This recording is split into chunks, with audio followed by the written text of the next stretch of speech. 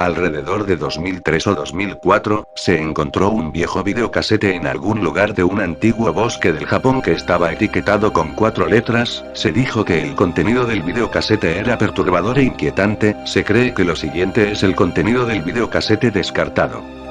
Algunos han conectado los gritos con los de una víctima de un infame caso de violación y asesinato japonés llamado Violación Japonesa Korba, en el que 2 hombres violaron a una estudiante de secundaria japonesa antes de asesinar a la estudiante, y supuestamente lo grabaron en la cámara. Los 2 hombres nunca fueron capturados, y la cinta de vídeo se encontró en la misma zona en la que se encontró el cuerpo de la estudiante. La caricatura supuestamente sobreescribió la parte de vídeo de la cinta que grabó la violación, pero sin embargo, no sobreescribió los gritos de la cinta original por razones desconocidas.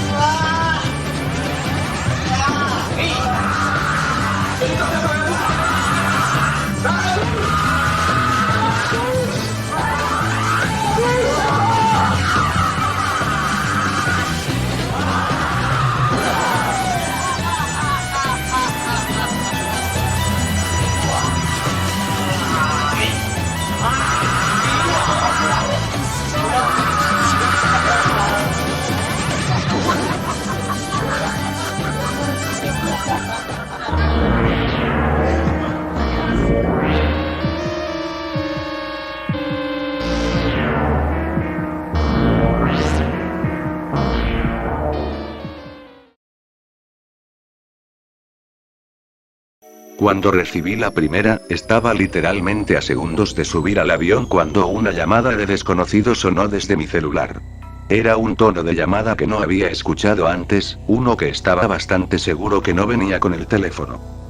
Normalmente no me habría detenido a contestar, pero esperaba una llamada sobre un trabajo que había entrevistado la semana anterior. Respiré hondo y acepté la llamada. Hola.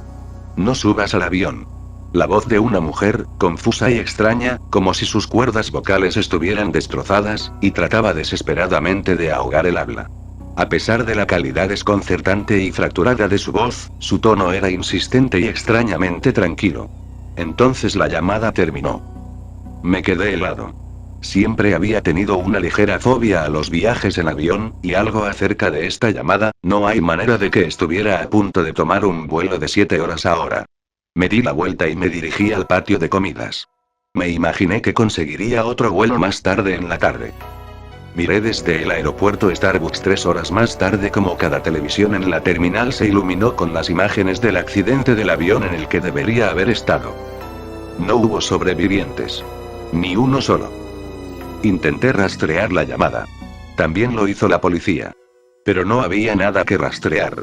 No había pruebas de que mi teléfono hubiera recibido una llamada en ese momento.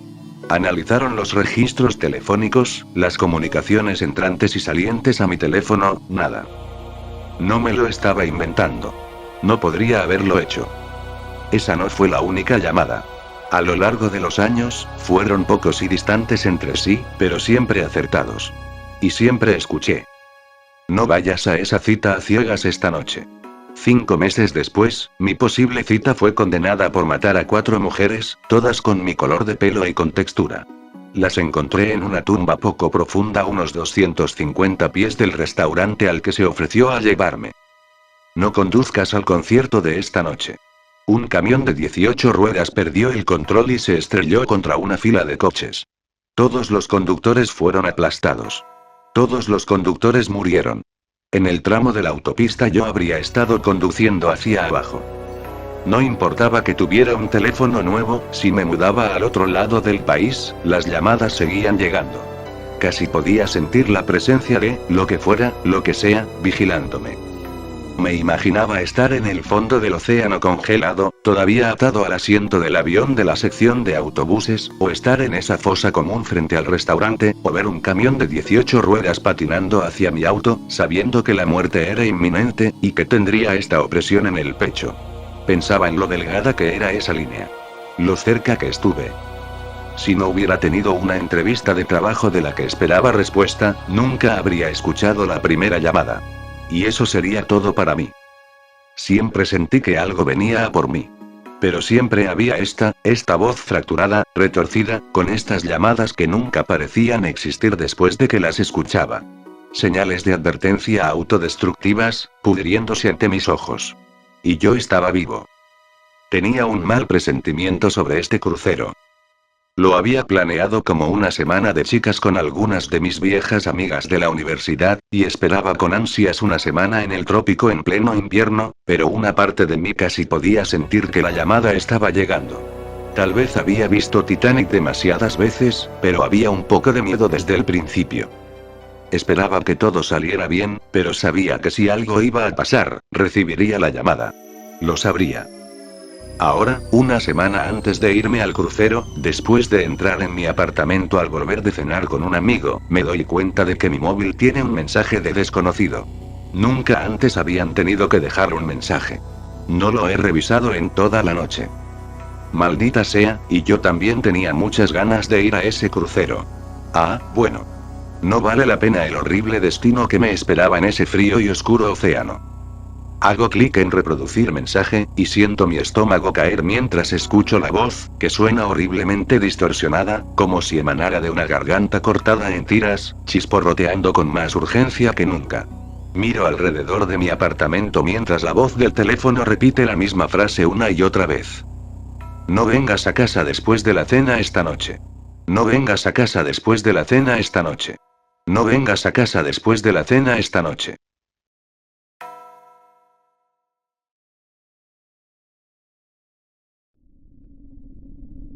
La imagen adjunta fue creada por un hombre llamado Pierre-Jean Durand, un fan francés de 23 años de edad de mi pequeño Ponji. La amistad es mágica. Estaba experimentando una noche en Adobe Photoshop, intentando crear la imagen del personaje Pinkie Pie con atributos humanos. Después de haber guardado la imagen, la previsualizó y notó algo peculiar. Vio que la imagen se había distorsionado, no ligeramente, sino muy fuertemente. Pensó que podría haber sido solo un fallo en el Photoshop mientras la guardaba, pero aún así era extraño cómo se había teñido de un rojo intenso. Decidió irse a la cama, solo para no volver a despertarse. Había muerto mientras dormía. El PNG se encontró abierto en su portátil, y había sido publicado en su blog. Su madre murió unos días después, y se asumió que por depresión.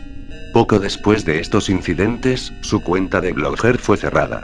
Esta imagen ha sido convertida a JPEG desde entonces, pero nadie ha muerto después de verla.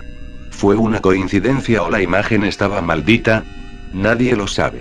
Esta es la imagen en cuestión.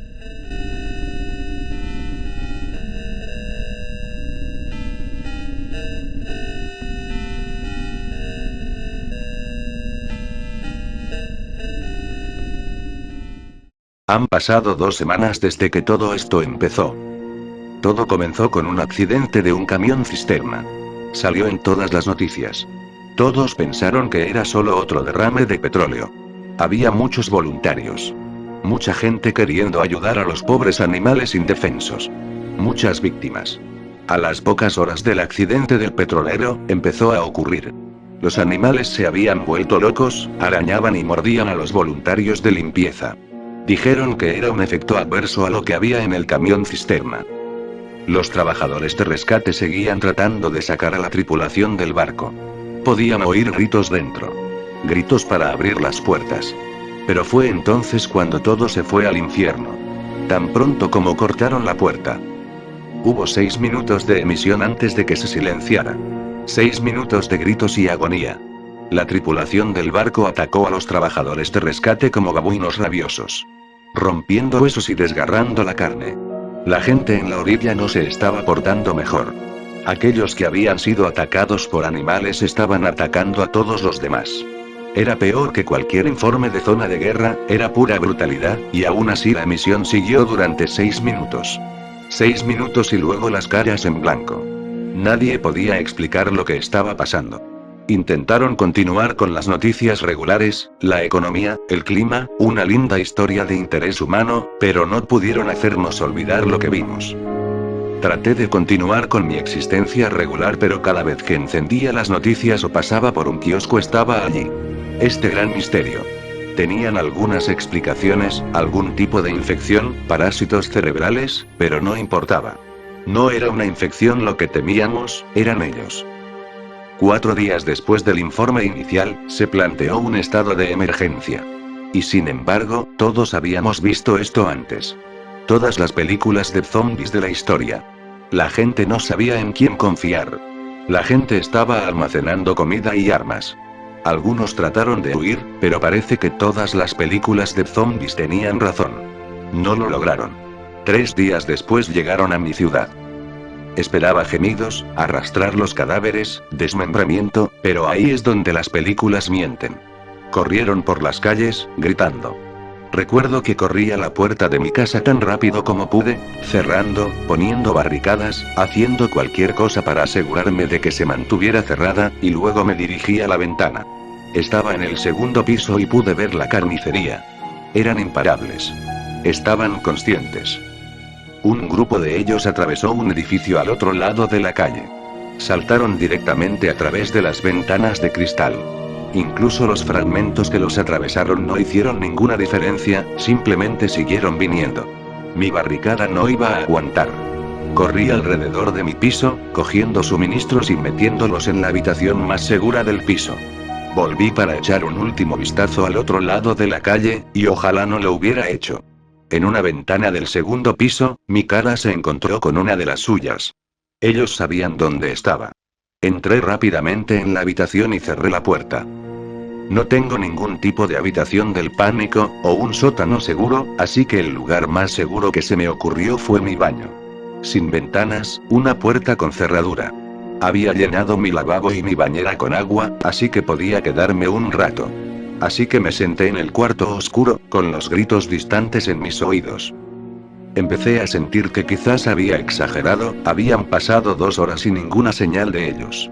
En realidad se hizo más silencioso y pensé que habían seguido adelante. Tal vez podría salir de la habitación, ir a la cocina. Tomar más comida para esperar.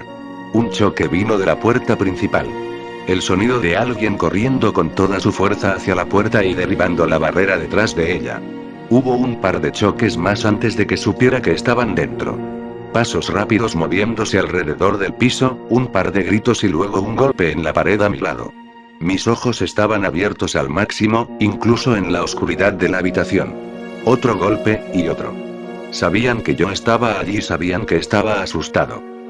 Esta era la pesadilla zombie que había estado esperando desde el principio. No tenía a dónde correr. Solo había un tiempo antes de que irrumpieran. Me senté de espaldas a la puerta, esperando que mi peso extra les dificultara la entrada. Y luego empeoró. ¿Por qué no abres la puerta?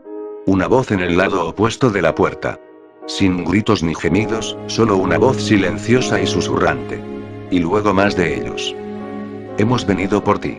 Serás más feliz si abres la puerta, no es tan malo. Las voces susurrantes se convirtieron en una cacofonía de ruido tratando de persuadirme, de quebrarme, de engañarme. Había oído que el gemido de los zombies volvería loca a la gente, pero esto era peor, un canto de sirena. Me senté en la oscuridad y esperé y recé para que se aburrieran. Pero no se aburren y no se van. Me las arreglé para usar el espejo para pasar por debajo de la puerta, solo para ser saludado por horribles ojos sin parpadear, rostros manchados de sangre, gritos y más susurros horribles. Eso fue hace 2 días. Ya no sé qué hacer, tal vez no sea tan malo,